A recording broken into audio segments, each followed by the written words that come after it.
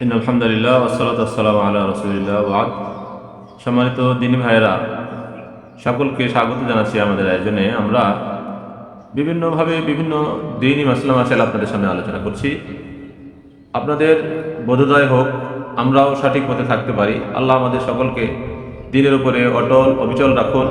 এর উপরেও আমি বেশ কিছু ভিডিও বানিয়েছি, দিনের উপরে অবিচলতা অটলতার উপরে কী গুরুত্ব রয়েছে।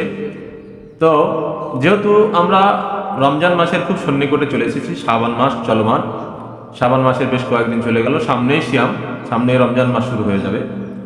তো শাবান মাস আসলে আমাদের দেশে শাবান মাস আসলে অনেক বিদআত পালিত হয়। এবছরে বেশি বেশি সিয়াম পালন করতে হবে। নবী সাল্লাল্লাহু আলাইহি ওয়াসাল্লাম বেশি বেশি সিয়াম পালন করেছেন। মা আয়েশা রাদিয়াল্লাহু তাআলা আনহার হাদিসে রয়েছে যে নবী সাল্লাল্লাহু আলাইহি ওয়াসাল্লাম কি করতেন না, عن أبي سلمة أن عائشة رضي الله عنها حدثته قالت لم يكن النبي صلى الله عليه وسلم يصوم شهرا أكثر من شعبان। আবু সালমা রাদিয়াল্লাহু আনহু বর্ণিত, আয়েশা রাদিয়াল্লাহু তাআলা আনহা বলছেন যে নবী সাল্লাল্লাহু আলাইহি ওয়াসাল্লাম লাম ইয়াকুনিন নবী সাল্লাল্লাহু আলাইহি ওয়াসাল্লাম ইয়াসুমু শাহরান আকসারা মিন শাবান, শাবান মাসের চেয়ে অধিক সিয়াম অন্য কোনো মাসে তিনি পালন করতেন। হাদিসটি রয়েছে বুখারীতে রয়েছে, আবু দাউদে রয়েছে, বাইহাকিতে রয়েছে, আহমদে রয়েছে। এ বিষয়ে অনেকগুলো হাদিস বিষয় রয়েছে। তাহলে নবী সাল্লাল্লাহু আলাইহি ওয়াসাল্লাম শাবান মাসে বেশি বেশি সিয়াম পালন করেন, আকসার বলেছেন, অধিক।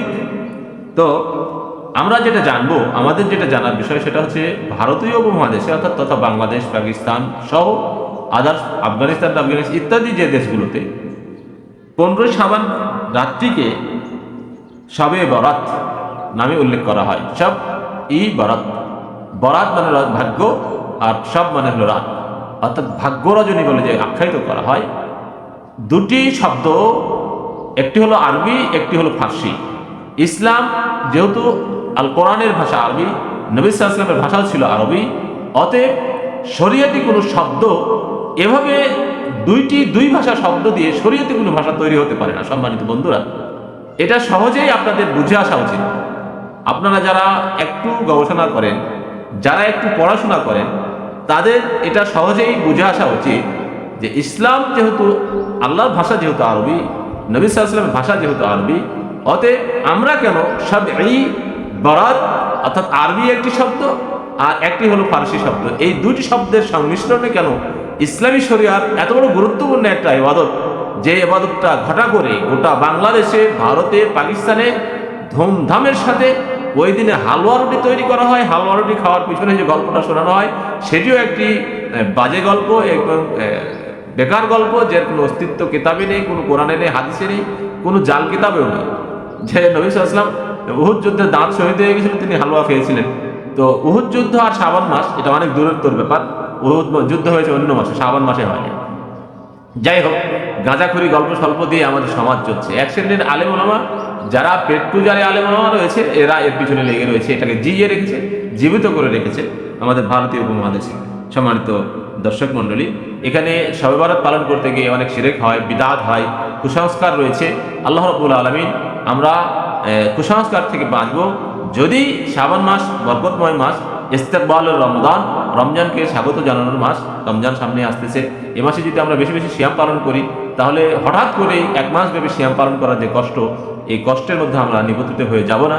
এজন্য আপনাকে আমাকে সেটার দিকে লক্ষ্য রাখতে হবে। নবী সাল্লাল্লাহু আলাইহি ওয়াসাল্লাম এভাবেই এখান থেকে সূচনা করতেন, সিয়াম পালন যেন হঠাৎ করে আমার প্রতি কষ্টকর না হয়ে যায়। এই জন্য এটা তো ছেড়ে দেওয়া, করে দেওয়া, ছেড়ে দেওয়া বিভিন্ন রকম করতে পারেন। আপনি একদিন করতে পারেন, আরেকদিন বাদ দিতে পারেন, দুদিন করতে পারেন, 3 দিন করতে পারেন, আবার 2-3 দিন বাদ দিতে পারেন, কিন্তু সিয়াম শুরু হলে রমজান মাসে তার ইচ্ছা করে ছাড়তে পারেন না। এই জন্য এটা ট্রেনিং, এটা অভ্যাস তৈরি করে নেওয়া। হঠাৎ করে যেন আমি কষ্টে না নিবন্ধিত হয়ে যাই, ভোর রাত্রে ওঠা, রাত্রে উঠে ইবাদত করা, এটার জন্য কষ্ট আমার না হয়ে যায়। এই জন্য এই মাসে বেশি যদি আমাকে শাবান মাসকে গুরুত্ব দিতে হয়, তাহলে আমাকে বেশি সিয়াম পালন করতে হবে। নবী সাল্লাল্লাহু আলাইহি ওয়াসাল্লাম এটাই হলো অধিক সুন্নাত। এবং যে বেদাত আমরা করি, সেই বেদাত থেকে আমাদেরকে বেঁচে থাকতে হবে। আল্লাহ রাব্বুল আলামিন যেন আমাদেরকে শাবান মাসের দিবাগতে 15 শাবানের এই দিবাগত রাতের মধ্য রজনীতে, যে এটা অধিকাংশ ফতোয়ার বোর্ডে, অধিকাংশ আলেম ওলামার কাছে মানুষদের জিজ্ঞাসা এটাই থাকে। অতএব আমাদের আসুন, আমরা ঘোষণা করছি, আমরা জানিয়ে দিচ্ছি, এই মাসে এই সুনির্দিষ্ট কোনো ইবাদত 15 শাবানের দিবাগত রাতে নেই। আল্লাহ রাব্বুল আলামিন যেন আমাদেরকে হেফাজত করেন। আল্লাহ রাব্বুল আলামিন যেন আমাদেরকে কোরআন এবং হাদিসের অনুসরণ করার তৌফিক দান করেন। আমরা যেন কোরআন এবং হাদিসের প্রতি ফিরে আসতে পারি, এই তৌফিক আল্লাহ যেন আমাদেরকে দান করেন। এই দোয়া, এই দাবি রেখে শেষ করছি। আসসালামু আলাইকুম ওয়া রাহমাতুল্লাহি।